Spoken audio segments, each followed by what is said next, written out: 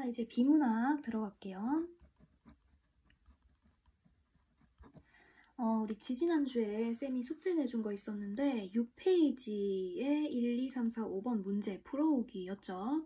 옆에 이제 문단별로 요약하기 요거는 각자 잘 했으리라 믿고 문제 답부터 먼저 알려줄게. 자, 페이지 6에 문제 1번의 답은 4번이고 2번에는 4번, 3번에 1번, 4번에 4번, 5번에 5번, 4, 4, 1, 4, 5. 자, 이렇게 답안이었고, 요거를 보고 뭔가 납득이 안 되는 그런 문제가 있으면은 질문방에 올려주세요. 자, 그렇다면 오늘의 진도를 나가볼 텐데 오늘은 쭉 건너뛰어서 22페이지 한번 펴볼까요? 자, 22페이지에 펴면은 여기 그림, 요거 보이죠? 자, 요 그림 있는 페이지를 펴서 한번 볼게요. 자, 우선 쌤이 항상 강조하는 대로 문단별로 문단 번호를 이렇게 달아서 4문단까지 이렇게 정리를 해주고, 자, 볼게요. 언제나 비문학을 볼 때는 맨 처음부터 각 잡고 읽지 마라 그랬어. 자, 문단 1문단에 한두 줄 읽고 2문단에 또 한두 줄 읽고 이렇게 진행을 하라 그랬어요. 그래서 먼저 구조를 파악하라고 했는데 볼게요. 자, 1문단 대충 보니까 정물화는 정물화라는 거에 대해서 얘기할 것 같아. 그치? 정물화는 화가로 하여금 자신의 기술을 고도로 발휘해 인간의 시각이 갖는 한계와 가능성을 두루 시험하도록 만드는 그림이다. 정물화에 대해서 얘기할 것 같구나. 자, 다음 넘어갈게요. 2문단. 세잔의 정물화, 사과와 오렌지에는 그랬어. 세잔이라는 화가 이름이 나왔네.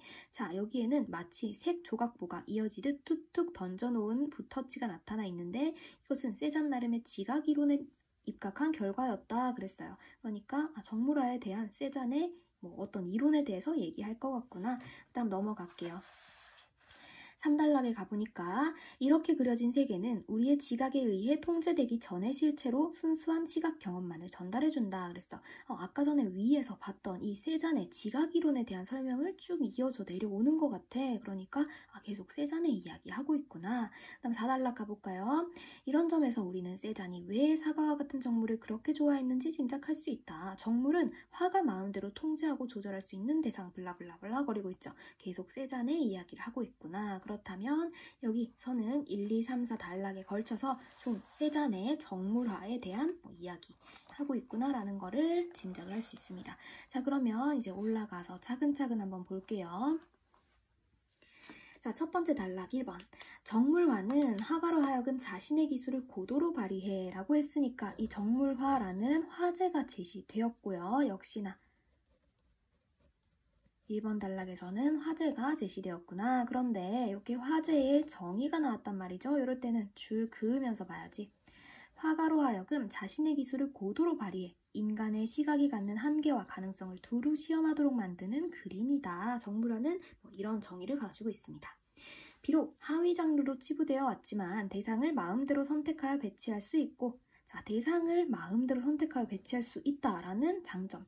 그다음 색채, 명암, 질감, 공간 등 모든 것을 임의로 연출해 그릴 수 있다. 자, 이 까닭에 정물화를 많이 그렸다. 그는 정물을 통해 본다는 것이 무엇인지, 본 것을 그린다는 것은 무엇인지 그 의미를 깊이 연구했다 그랬어요. 자, 그렇다면 그 의미, 연구한 그 의미에 대해서 밑에 2단락부터 더 자세하게 설명할 것이라는 거 알 수 있습니다. 자, 첫 번째 문단에서는 화제를 제시했는데 어떤 화제를 제시했어요? 뭐에 대해서? 정물화라는 화제에 대해서 제시를 하고 있습니다. 자, 그렇다면 2단락 내려가서 이제 세잔에 대해서 어떻게 얘기를 하고 있는지 볼게요. 자, 두 번째 단락, 세잔이라는 사람이 나왔어요. 자, 중요한 사람의 이름이 나왔을 때는 표시를 해줘야 되겠죠. 세잔의 정물화, 사과와 오렌지에는 마치 색 조각보가 이어지듯 툭툭 던져놓은 붓터치가 나타나 있는데 이는 세잔 나름의 지각 이론에 입각한 결과였다. 이런 이론 이름 나오면 체크. 세잔은 우리의 눈이 처음 보는 것은 개별 사물의 구체 형태가 아니라고 생각했다. 그죠? 세잔은 우리 눈이 처음 보는 것은 구체적인 형태가 아니라고 생각했다라는 거예요. 그럼 뭐라고 생각했는지 볼게요. 그는 우리의 눈이 사물을 이러저러한 색채가 어우러진 일종의 모자이크로 받아들인다고 생각했다라는 거예요. 자, 우리가 처음 눈으로 봤을 때는 그 사물을 모자이크로 받아들인다. 이렇게 봤대요. 여러 가지 색채의 조각들이 우리 눈에 먼저 들어오고 뒤이어서 그 색 조각들의 조합을 기존 경험을 통해 알고 있는 사물의 형태로 정립하는 과정이 뒤따른다. 그렇다면 우리가 맨 처음 볼 때는 모자이크로 받아들이지만 나중에는 정립을 하는구나. 어떤 것을 토대로 정립을 하지? 기존에 있던 경험을 바탕으로 해서 우리가 사물의 형태를 한다는 거예요. 이렇게 해서 아무런 의미도 없던 색 조각들이 구체적이고 실제적인 사물의 이미지로 인식됩니다. 자, 처음에는 아무런 의미도 없던 색 조각들, 모자이크였는데 이게 나중에 우리가 정립하는 과정에서 구체적이고 실제적인 사물의 이미지로 인식이 된다라는 겁니다. 자, 세잔에게는 보이는 실체와 인지되는 실체가 서로 달랐으며, 자 보세요. 보이는 실체 뭔지 알겠죠? 처음에 봤던 이 모자이크입니다. 그런데 후에 정립되는 것이 바로 인지되는 실체라고 볼 수 있겠죠. 자, 이게 달랐으며 화가는 우리의 경험과 기억에 의해 만들어진 실체가 아니라 보는 순간 생생하게 다가오는 감각적인 경험, 곧 날 것으로서의 실체를 그려야 한다고 믿었다라는 겁니다. 자, 그 다음에 3단락 내려가 볼게요. 자, 그래서 2단락에서는 지금 무슨 얘기를 하고 있죠? 정물화에 대해서 세잔이 어떤 생각을 하고 있는가? 그거니까 옆에다가 요거부터 먼저 정리를 하고 넘어갈게요. 자, 세잔은 정물화에 대해서 어떤 생각을 하고 있는가? 정물화에 대한 세잔의 생각에 대해서 정리를 하고 있습니다. 자, 그 다음에 내려가 볼게요. 3단락. 이렇게 그려진 세계는 우리의 지각에 의해 통제되기 전에 실체로 순수한 시각 경험만을 전달해준다. 자, 순수한 시각 경험만을 전달해준다. 이것이야말로 우리의 기억이나 관념 또는 세계를 보는 방식의 변화에 영향을 받지 않는 불변하는 실체이다. 세자는 이런 원초적인 시각의 구성 요소를 포함함으로써, 원초적이란 것은 생판 처음에 이런 뜻이에요. 자, 이걸 표현함으로써 영원히 변하지 않는 회화적 진실을 그릴 수 있고, 그 다음에 가변적인 물리적 세계의 인상에 매몰되지 않을 수, 파묻히지 않을 수 있다고 보았다. 그러면 이 세자는 영원히 변하지 않는 회화적 진실을 좋아하지. 그런데 가변적인 거, 물리적 세계의 인상 이런 거 안 좋아한다라는 거 알 수 있습니다. 자, 이처럼 순수한 지각 요소를 표현하려는 세잔의 노력은 이후 입체주의와 추상화로 이어진다 그랬어요. 자, 여기서 중요한 개념들 많이 나왔지. 순수, 불변, 영원히 불변, 회화적 진실, 순수한 시각 요소 이런 것들 계속 정물화에 대한 세잔의 생각 계속 이어져 내려오면서 세잔의 생각 어떤 거 대표적으로 몇 개만 정리를 하면은 불변, 그 다음에 순수, 원초 이런 것들로 정리를 할 수가 있겠죠. 자, 그 다음 내려가서 이런 점에서 우리는 세잔이 왜 사과와 같은 정물을 그렇게 좋아했는지 짐작할 수 있다. 정물은 화가 마음대로 통제하고 조절할 수 있는 대상이기에 인간을 포함해 모든 대상을 사물로 본 세잔에게는 정물이 사물적인 특성을 가장 잘 드러내는 것이었기 때문이다. 자, 세잔은 정물을 좋아했는데 왜 좋아했어? 지 마음대로 통제할 수 있고 사물적 특성을 가장 잘 드러낸다 했는데 사물적 특성이 뭔지 볼게요. 모델을 서던 사람이 움찔한다고 해서 세잔이 벌컥 화를 냈대.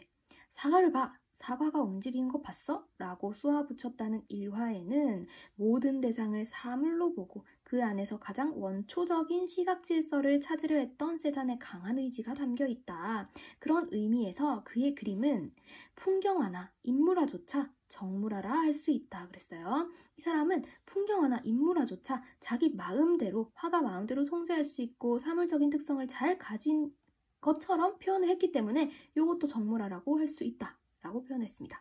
자, 인간을 그릴 때 휴머니즘적인 주제를 생각하거나 자연을 그릴 때 신의 섭리를 하려는 일 따위는 없었다 그랬어. 자, 뭐가 없대? 인간을 그릴 때 휴머니즘 이런 주제 없대. 자연을 그릴 때 신의 섭리 이런 거 없대. 자, 이런 건 없었다. 그것들은 오직 사물, 그가 그림을 그리는 동안 결코 움직여서 안 되는 정물일 뿐이었다. 자, 이렇게 끝나죠. 이 사람은 지금 통제할 수 있고 사물적인 특징을 가지고 있는 이런 정물을 가장 즐겨 그렸다라는 얘기로 끝맺고 있습니다. 자, 4문단에도 역시 쭉 내려오고 있죠. 계속. 세잔이 생각하는 정물, 정물화에 대한 그의 생각, 그런 것들에 대해서 계속 나타나고 있으니까 정물에 대한 세잔의 생각, 이 정도로 정리를 할 수 있겠습니다. 세잔의 생각. 자, 그렇다면 우리 여기까지 잘 봤고요. 잠시 동영상 멈추시고 오른쪽에 문제 3개 한번 풀어볼까요? 문제 어려운 거 아니니까. 자, 영상 멈추고 한번 보고 나서 쌤이랑 같이 풀이해봅시다. 자, 잘 풀고 왔죠? 그죠? 풀고 왔으리라 믿습니다. 자, 1번 문제부터 볼게요. 기억과 니은에 대한 설명으로 적절하지 않은 것은, 자, 기억은 어디 있냐면 여기 2단락의 중간쯤에 있네. 기억은 보이는 실체, 니은은 인지되는 실체라 그랬어요. 자, 보이는 실체와 인지되는 실체, 이 사람은 지금 모자이크가 보이는 실체고 정립된 거, 우리 머릿속에서 경험을 토대로 만들어진 거, 요게 인지되는 실체라고 봤어요. 그러니까 이렇게 기억, 니은 해서 적절하지 않은 거를 골라주면은 답은 5번 잘 골랐나요? 자, 적절하지 않은 거 하나씩 한번 볼게. 기억은 기억이나 관념에 영향을 받지 않는다. 그치, 기억. 보이는 실체는 딱 보자마자 모자이크처럼 딱 보이는 거니까 기억이나 관념에 영향받지 않아요. 오히려 기억에 영향받는 거, 예전에 자신이 경험했던 것에 영향을 받는 것은 인지적인 거라는 거죠. 니은이니까 기억은 아닙니다. 자, 기억이 맞습니다. 그치? 그 다음에 2번. 기억은 순수한 시각 요소의 무의미한 조합이다. 그렇지. 순수 같은 거 지금 세잔이 좋아했잖아. 무의미한 조합. 그치? 그 모자이크처럼 2번 맞고. 3번. 니은은 정립을 통해 만들어진 사물의 이미지이다. 맞죠? 그다음 4번. 니은은 지각에 의해 통제되어 형성된 이미지이다. 얘도 역시 맞습니다. 그런데 5번 왜 틀렸지? 기억은 니은으로 전환됨으로써 영원히 변하지 않는 회화적 진실이 된다. 자, 우리 이 말 어디 나왔었어요? 3단락 중간쯤에 가보세요. 영원히 변하지 않는 회화적 진실. 이게 뭐라고? 모자이크에 해당되는 거잖아. 보이는 실체 요거에 대한 설명이니까 5번이 틀렸지. 반대로 바뀌었죠? 자, 그 다음에 2번 문제. 윗글을 읽고 보기에 대해 보인 반응으로 적절하지 않은 것은, 자, 세잔의 그림이 나와 있는데 아까 우리가 설명에서 봤던 것과 같이 굉장히 투박하게 그려져 있죠. 모자이크처럼. 자, 이게 적절하지 않은 거 4번 잘 골랐나요? 자, 1번부터 보면은 세잔이 그린 그림 속에 사는 사람들에게 인식된 산의 모습과 다르다. 그치? 세잔이 그린 그림 속에 사는 아까 기억과 니은으로 따지자면 기억에 해당되는데 사람들에게 인식된 산의 모습은 니은에 해당되니까 다른 거 맞지? 그 다음 2번. 세잔이 그린 산의 모습은 여러 색채 조각들의 조합, 모자이크와 같다. 맞네. 그 다음 3번. 세잔이 그린 산은 보는 순간 생생하게 다가오는 감각적 경험. 얘도 역시 맞네. 보자마자 딱 느껴지는 거. 그 다음에 4번. 세잔은 산에 대한 회화적 표현을 통해 휴머니즘적인 주제를 실현했다. 자, 우리 아까 휴머니즘이라는 말 어디 나왔어요? 제일 마지막 편에. 마지막에 4단락에 가보면은 우리 휴머니즘에 X 쳐놨네. 인간을 그릴 때 휴머니즘 주제를 생각하는 일 따위는 없었다 그랬지? 그러니까 4번이 틀린 거지. 휴머니즘적인 주제를 실현할 수 있다고 보았다라는 말이 잘못된 겁니다. 5번 문제.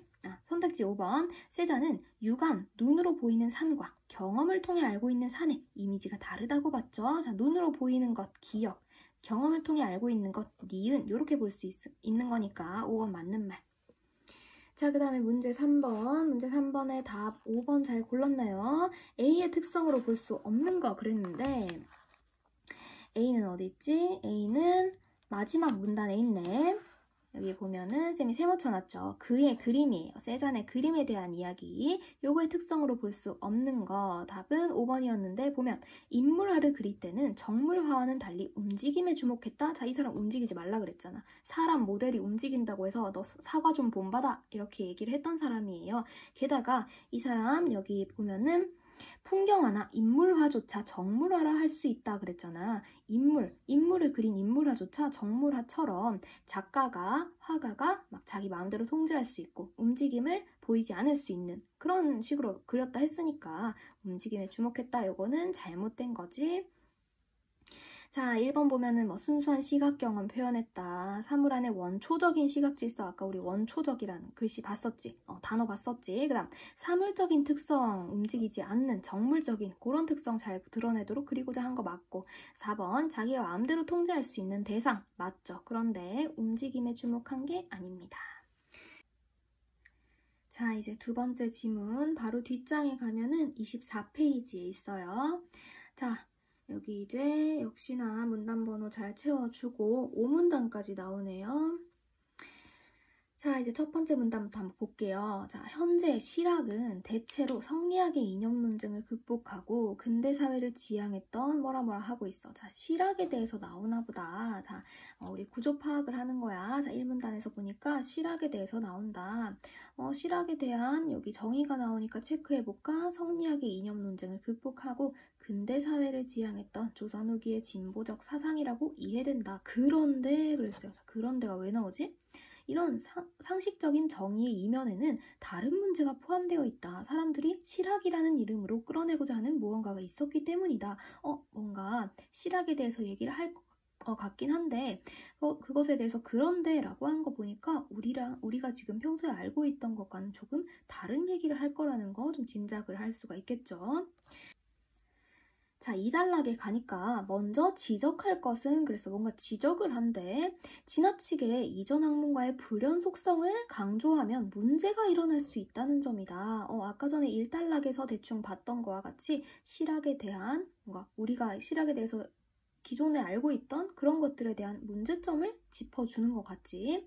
이전의 학문이란 성리학 내지는 유학을 말한다. 물론 조선 후기의 사상적 흐름은 기존 조선 성리학과는 다른 것이었다 해서 뭐 어떤 문제가 일어날 거라는 거, 지적할 거라는 거 우리 예측 충분히 가능하고 3단락에 가보면은 조선 후기에 활동했던 이른바 실학자들은 대부분 유학의 경전에서 시대를 바꿀 힘을 찾았다.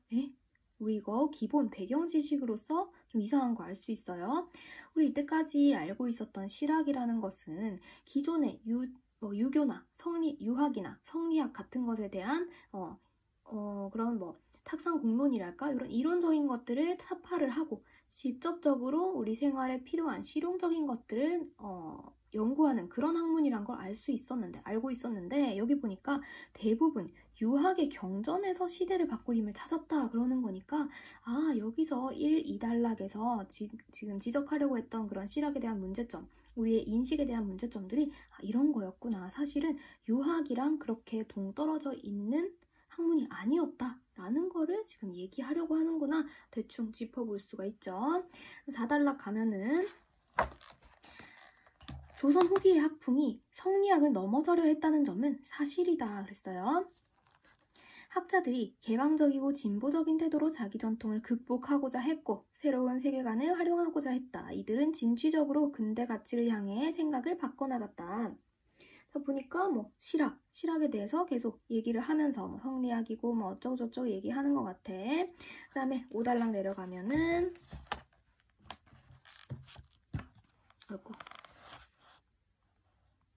자, 이러한 실학은 복합적인 요인과 다양한 학자들이 만들어낸 스펙트럼이기 때문에 단편적으로만 이해하면 조선 후기의 사상적 의의와 풍요로움을 놓칠 수 있다. 그러니까 우리가 이때까지 생각했던 것처럼 단편적으로만 보지 말고 이렇게 하자라고 하면서 이런 방향성을 제시를 해주면서 5단락 마무리가 되는 겁니다. 자, 어쨌든 대충 파악을 했어요. 1단락에서 먼저 실학에 대해서 얘기를 하고 우리가 알고 있던 것과 다르다. 그런 오해하고 있었던 점 같은 것들을 짚어주고 5단락에 가면은 그래도 다양하게 바라보자 방향성을 제시하고 있다. 이런 구조로 되어 있습니다. 자, 그러면 1단락부터 한번 다시 차근차근 한번 볼게요. 현재 실학은 대체로 성리학 이념 논쟁을 극복하고 근대 사회를 지향했던 조선 후기의 진보적 사상이라고 이해된다. 그런데 같은 거 표시 잘 해줘야죠. 왜냐면은 주로 이제 뒷부분에 나오는 것이 더 중요한 얘기일 수 있어요. 앞부분과 반대되는 현상이 나오는 것. 그런데 이런 상식적 정의의 이면에는 그랬는데 여기 보니까 이면에다가 동그라미 A라고 표시가 돼 있어. 우리 이런 문제들 먼저 풀어야 된다 그랬어. 자, 이렇게 딱 봐도 어떤 문제인지 알겠지? 주로 맨 마지막에 있는데 여기도 4번 문제 있네요.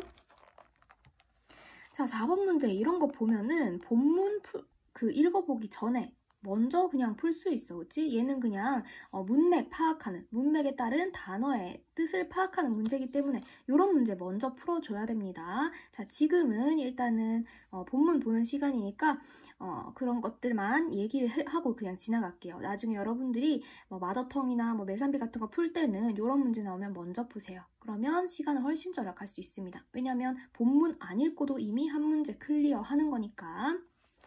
자, 그 다음에 또 먼저 풀어야 될 소소한 이유가 하나 있는데 뭐냐면 우리가 지금은 눈에 잘 보여요. 지금은 A, B, C, D, E가 금방금방 찾아집니다. 그런데 나중에 본문을 다 보면서 우리가 표시를 하면서 읽잖아, 그치? 이런 거 다 표시하는 거, 필기하는 거 끝나고 나면은 나중에 A, B, C, D, E 찾는 게 복잡해집니다. 눈에 안 보여요. 게다가 4번 문제 같은 경우니까 제일 마지막에 있는 문제잖아. 자, 이런 게 마지막에 풀 때 A, B, C, D가 어딨지? 이거 찾는다가 시간 다 간단 말이야. 그래서 이런 것들을 먼저 풀어주는 게 시간을 훨씬 절약할 수 있는 팁이다 라는 겁니다. 자, 요거는 나중에 문제를 각자 따로 풀 때 먼저 푸는 걸로 연습을 하고 지금은 본문부터 볼게요. 자, 요런 이면에는 다른 문제가 포함되어 있다. 사람들이 실학이라는 이름으로 끌어내고자 하는 무언가가 있었기 때문이다. 근현대 학자들이 조선 후기의 학풍을 실학이라고 정의하고 주목했던 데에는 근현대 학자들이 조선 후기 학풍을 실학이라고 정의했구나. 자, 요곳에는 어떤 이유가 있었냐면은 실학에서 우리 스스로 근대화할 수 있는 힘을 찾으려는 의도가 깔려있다. 자, 어떤 학자들은 실학을 봉건지형을 뚫고 올라온 근대적인 사상이라고 파악했대. 자, 이 학자들은 실학은 봉건지형 다 뚫어버려. 자, 봉건을 뚫어버리고 올라간 굉장히 급진적인 학문이다. 이렇게 판단을 했다는 거예요. 자, 이렇게 파악하고 외세의 침략 같은 다른 외적인 요인들이 아니었다면 실학을 통해 우리 스스로가 근대화를 이룰 수 있었을 것이라고 생각할 만큼 이 근대적인 학문이라고 여겼던 거지. 이런 생각이 크게 잘못된 건 아니다. 그러나 이 사람들의 생각에 대해서 또 반박하고 있어. 이런 측면을 지나치게 부각할 경우 문제가 생길 수 있다. 자, 어떤 문제가 나올런지 2단락에서 나올 거 예상을 할 수 있습니다. 자, 그럼 1단락 옆에다가 정리를 한번 해볼게요. 자, 1단락은 역시나 이제 것과 마찬가지로 화제를 제시를 하고 있는데, 자, 어떤 것에 대해서 화제를 제시합니까? 실학인데, 실학, 우리가 알고 있는 실학의 정의, 시시하게 이런 거에 대한 제시를 하는 게 아니라 실학에 대한 우리 기존의 그런 시각들에 대한 문제점, 이런 것들을 짚어주고 있죠? 자, 그래서 이거 정리해서 적어보면은 실학에 대한 시각의 문제점, 이런 거 얘기하고 있구나. 자, 그렇다면은 그 문제점이 구체적으로 어떤 게 있는지 2단락부터 내려가 볼게요. 자, 먼저 지적할 것은 지나치게 이전 학문과의 불연속을 강조하면 문제가 일어날 수 있다. 자, 지나치게 이전 학문과의 불연속을 강조하지 말라라는 소리예요.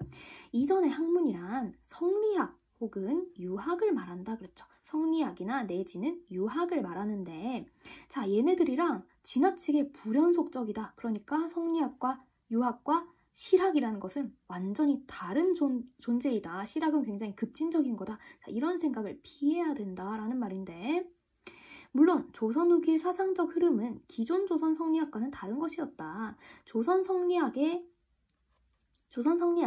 지나치게 이론적인 공방만을 펼치느라 현실 문제를 등한시했고 이에 따른 반동으로 실학이 나타났다라는 평가도 크게 틀리지 않다. 그러나 자, 본인은 뭐라고 생각하냐면 이들이 모두 과거 학문을 극복해야 할 적으로 생각했다는 것은 옳은 평가가 아니다. 이들은 과거 학문을 적으로 생각한 것만은 아니다 라는 얘기를 하고 있죠.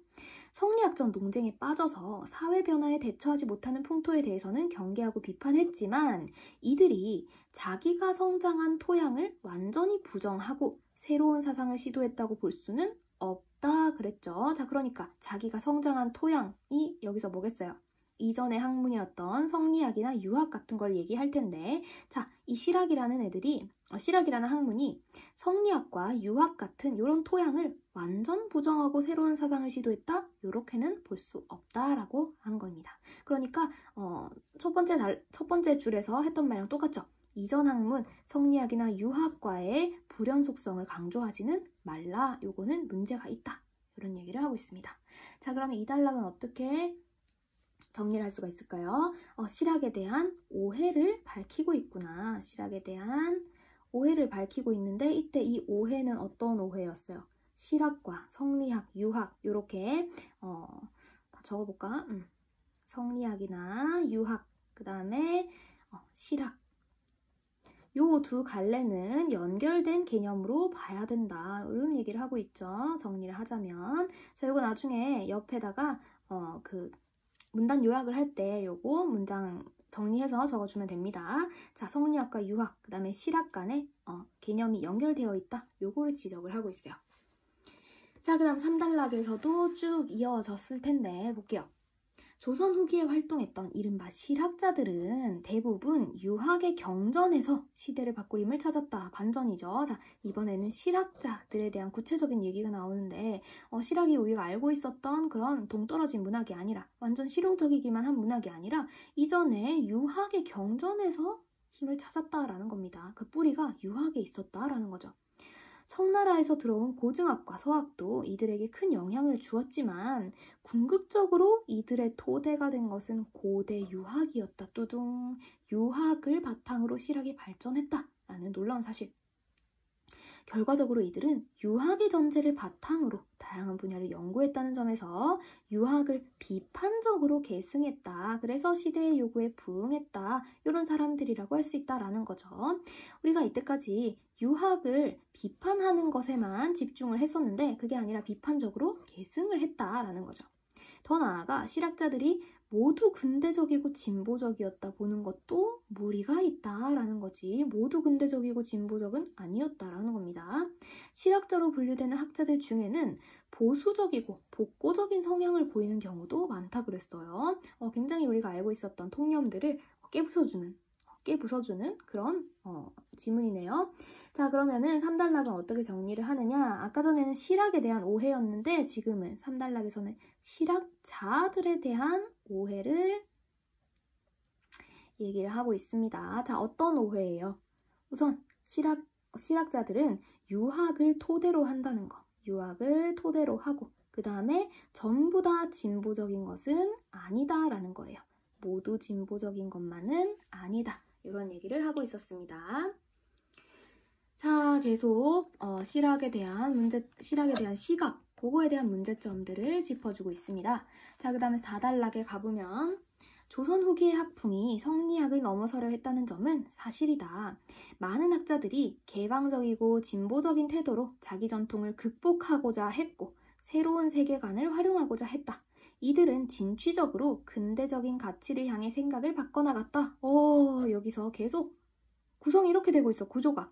앞에서는 우리가 보통 알고 있던 내용이 나오고 그러나 라는 말을 토대로 뒤에 다른 자신이 하고 싶었던 그런 오해를 풀고 있죠. 자, 그러나 그것이 자기 전통과의 완전한 단절을 의미하지는 않는다. 전통과의 완전한 단절은 아니구나. 자, 어떤 학자들은 실학자들이 거부했던 것은 고답적인 조선의 성리학적 분위기 또는 오직 주희만을 숭상하는 경직된 주자학이었지 유학이라는 학문적 토대 전체는 아니었다. 이렇게 얘기한대요. 자, 어떤 학자들은 실학자들이 거부했던 것은 유학이라는 학문적 토대 전체는 아니었다. 그냥 유학이라는 것을 비판적으로 계승했을 뿐이다. 이런 얘기를 합니다. 어떤 학문도 자기가 성장한 토대와 전제를 완전 거부하거나 부정할 수는 없는 것이다. 자, 그러니까 실학 역시 마찬가지야. 지가 성장한 유학이나 성리학의 전제를 완전 거부하거나 부정하지는 않았다. 이런 얘기를 하고 있습니다. 자, 그러면 4단락에서도 역시 비슷한 말을 하고 있죠. 자, 뭐 정리를 해보면은, 자, 실학이라는 사상은 전통이란 단절했다, 안 했다? 전통과의 단절로 이루어진 것이 아니다. 이런 얘기를 하고 있죠. 실학은 전통과의 단절로 이루어진 것이 아니다. 자, 그 다음 마지막 5단락에 가보면 아까 전에 기억하기로는 우리 5단락에서는 이때까지의 그런 그 논의들, 여러 가지 그 오해들을 푸는 것, 이런 것들을 바탕으로 해서 마지막으로는 우리가 이제 실학이라는 것을 이해할 때 어떤 태도를 가져야 하는가, 그런 방향성에 대해서 제시를 했었죠. 자, 이처럼 실학은 복합적인 요인과 다양한 학자들이 만들어낸 스펙트럼이기 때문에 단편적으로만 이해하면은 안 된다. 도리어 조선 후기의 사상적 의의와 풍요로움을 놓칠 수 있으니까 단편적 이해는 금지. 이런 파니 저런 파니 하면서 실학을 억지로 일정한 도식에 넣어 이론을 정당화하기보다는 자, 도식에 넣어서 정당화하지 말고 뭐를 하라? 각 사상가들의 주장을 들어보고 그들이 진짜 원했던 게 무엇인지를 따져보는 것이 실학을 제대로 이해하는 올바른 길일 것이다 해서 뭐가 올바른 길인지 그런 거 얘기해주고 있어요. 그래서 한번 5단락 정리를 하자면 실학의 올바른 이해 정도로 정리를 할 수가 있겠습니다. 자, 올바른 이해가 필요하다 이렇게 권하고 있죠. 자, 그렇다면 잠시 멈추고 이제 1, 2, 3, 4 문제를 풀고 나서 다시 만납시다. 그 문단 전체를 보자면은 글 전체에서 지금 실학에 대한 오해 그런 것들을 지적하고 있고 그래서 실학은 사실 이런 것이다 하고 오해를 풀고 있고 마지막에는 이렇게 이해하자 방향을 제시하고 있어요. 자, 그런데 여기에서 가장 적절한 것 쭉 한번 찾아주면은 4번이죠. 실학에 대한 획일적 시각에서 벗어나 다채로운 면모를 살펴야 된다. 자, 우리 마지막 단락에 나왔었어요. 획일적으로 도식시키지 말고 정당화하지 말고 이렇게 주장을 들어보고 뭐를 원했는지 따져보면서 단편적으로 이해하지 말자 그랬으니까 4번이 답이겠죠. 자, 그 다음에 2번 문제. 가, 나의 견해를 비교한 내용으로 가장 적절한 것은 자, 가, 나는 어디 있냐면은 쌤이 여기 파란색으로 동그라미를 쳐놨는데 가는 이제 1번 단락에 나오는 어떤 학자들이라는 거고 그 다음에 나는 어디 있냐면 4번 단락에 나오는 또한 어떤 학자들이에요. 요거 파란색 줄친 부분 다시 한번 볼게요.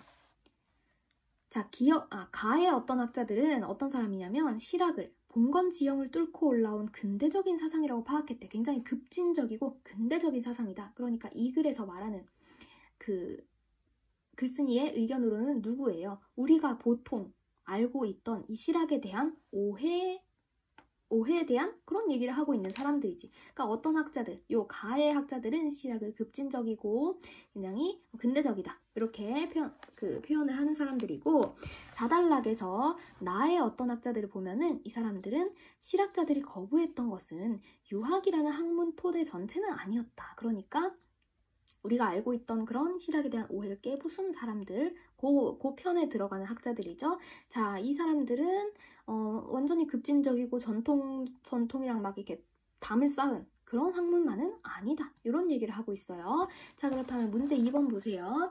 가와 나의 견해를 비교한 내용으로 가장 적절한 거 찾으라고 했는데 자, 볼게요. 1번. 가에 비해 나는 실학자들의 자주적 정신을 부각하고 있어요. 자, 자주적 정신이란 건 혼자서 일어설 수 있는 정신이잖아. 자, 그렇다면 얘는 나보다는 가에 더 해당될 거야. 그러니까 1번 아니죠. 2번 나에 비해 가는 실학과 이전 시대의 차별성을 강조하고 있다. 그치? 얘가 맞았네. 자, 가는 지금 실학은 이전 시대랑 완전히 다른 급진적이고 근대적인 사상이다. 이렇게 얘기하고 있죠? 차별성 강조하고 있으니까 2번이 답이네요.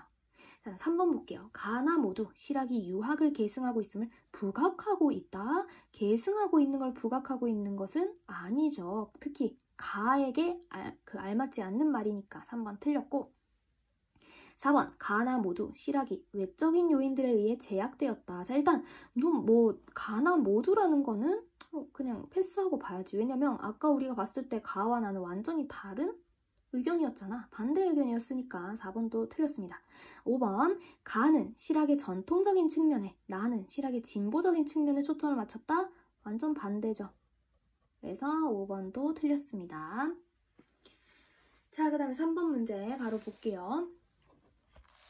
자, 윗글을 읽은 독자가 보기에 대해 보일 반응으로 적절하지 않은 것은 자, 보기를 읽어보면은 실학의 선구자로 알려진 이익이란 사람은 유학의 기본 토대였던 농업 공동체를 강조했대. 아, 이 사람 지금 유학을 계승한 사람이구나. 자, 그 다음에 실학의 집대성자로 알려진 정약용도 어땠냐면 고대 유학으로 돌아갔대. 아, 이익이랑 정약용 이 사람 둘 다 유학을 토대로 해서 실학을 연구를 했구나. 그런 사람이구나 알 수 있습니다. 자, 근데 이와 달리 그랬어. 또 이런 식의 구조를 나타내고 있는데 이와 달리 누가 다르냐면은 청나라를 오가면서 서양의 학문에 영향을 받은 북학파들은 성리학적 주제에 관심을 두지 않았대. 자, 그 다음에 홍대용이나 최한기 이런 사람들은 전통적인 개념을 버리고 만물이 물, 불, 흙, 공기로 되어 있다는 서양의 사원소설을 받아들인 실학자들도 있었다. 서양의 것을 받아들였구나. 자, 그렇다면 앞에 이익과 정약용 같은 사람들은 유학과 담쌓은 게 아니라 유학을 토대로 해서 실학을 발전시키려고 했고, 그런데 북학파나 홍대용, 최한기 이런 사람들은 같은 실학자라고 해도 성리학, 유학 같은 데 관심 없었고 전통 개념에 관심 없었고 서양학을 받아들였구나. 이런 사람들의 차이점 알 수 있겠죠? 자, 반응으로 적절하지 않은 걸 찾아주면은 3번에는 답이 5번이었네. 자, 5번부터 먼저 볼게. 5번은 어디가 틀렸냐? 서학의 영향을 받은 실학자들은 성리학적 주제에 관심을 두지 않았다는 점에서 여기까지 맞네. 자, 서학의 영향을 받은 실학자들이 성리학적 주제에 별로 관심을 두지 않았다고 위에 나왔었죠. 그런데 이들이 유학의 전제를 거부했음을 알 수 있다. 자, 이거 어디 나왔어? 보기에 대해서 이런 말이 어디 나왔습니까? 없죠. 없는 말 하고 있으니까 5번이 틀렸어. 조금 애매하다면 1, 2, 3, 4번이 확실히 맞는지 그거 보면 될 거 아니야? 1번 볼게요. 이익이 농업 공동체를 강조했다는 점에서 이전 학문과 단절되지 않았음을 짐작할 수 있군. 확실하지. 이익이라는 사람은 농업 공동체 강조했다 위에 나왔고 이전 학문과 단절되지 않았다 나왔으니까 1번 맞습니다. 2번 고대 유학으로 돌아가 상제를 신앙해야 한다는 정약용의 주장에서 복고적인 성향을 엿볼 수 있군. 맞죠. 복고라는 것은 옛날로 돌아간다는 거니까 2번 맞습니다. 3번 서양의 사원소설을 받아들인 홍대용과 최한기의 면모에서 실학자들이 지녔던 개방적 태도를 확인할 수 있대. 그렇죠. 개방적인 태도를 가졌기 때문에 서양의 학문을 받아들였습니다. 3번 맞고. 4번 실학자들 간의 상이한 면모, 서로 다른 면모들을 비교할 때 실학을 단편적으로만 이해해서는 문제가 될 수 있음을 알 수 있군. 우리 아까 전에 본문에 봤던 거랑 똑같은 말이지. 단편적으로 이해하지 말라 했으니까 4번도 맞습니다. 그러니까 1, 2, 3, 4, 5번 확실하게 1, 2, 3, 4번이 확실하게 맞으니까 5번이 틀린 거죠. 자, 그 다음 마지막 볼게요. 4번. A, 이를 사용하여 만든 문장으로 적절하지 않은 것은 자, 문맥에 따른 같은 단어지만 문맥에 따라서 의미가 달라진다. 그런 문제를 한번 보는 겁니다. 자, 적절하지 않은 거 잘 골랐는지 모르겠지만 답은 2번이었어요. 자, 우선에 본문이랑 같이 왔다 갔다 하면서 한번 볼게요. A는 아까 여기 있었지? 이면. 여기 있네. 첫째 줄에서 밑에 두 줄 내려오면 세 번째 줄에 그런데 이런 상식적 정의의 이면에는 다른 문제가 포함되어 있다. 자, 이때 이면이라는 건 뭐지? 뭔가 뒷면, 다른 면이라는 뜻이잖아. 그러면 문제의 가사 한번 볼게요. 그는 왜소함 이면에 굳센 의지를 지니고 있다 그랬지. 자, 이거 뭐 외유내강이다 이런 말로도 바꿀 수 있겠네. 왜소함 이면에, 왜소함 다른 면에, 그 뒷면에 굳센 의지를 지니고 있다. 1번 적절하게 잘 바꿨네요. 1번 맞아. 자, 2번으로 가서 보면은 2번에 B는 어디 있냐면은 여기 있네. 요인이라는 말이 있는데 자, 외세의 침략 같은 다른 외적인 요인들이 아니었다면 그랬어. 외적인 요인이라고 했을 때 이때의 요인은 뭔가 원인, 이유 이런 식으로 바꿀 수 있겠는데 문제 2번에서도 한번 볼게요. 원인과 이유로 바꿀 수 있을런지. 자, 자꾸 흔들려서 미안해요. 자, 4번에 2번 보면은 그는 전에도 정부의 요인들과 대면한 적이 있다. 이상하지? 정부의 원인들과 정부의 이유들과 이렇게 바꿔봤을 때 말이 안 되잖아. 자, 이때의 요인은 그 원인이나 이유라는 뜻의 요인이 아니라 중요한 인물이라는 말을 줄인 겁니다. 자, 이때의 요인은 중요한 사람, 중요한 인물이라는 뜻의 요인이야. 그러니까 2번이 틀린 거지. 자, 그 다음 3번 보자. 3번에 C는 어딨냐면은 두 번째 단락의 셋째 줄에 있네요. 내지는 그랬어.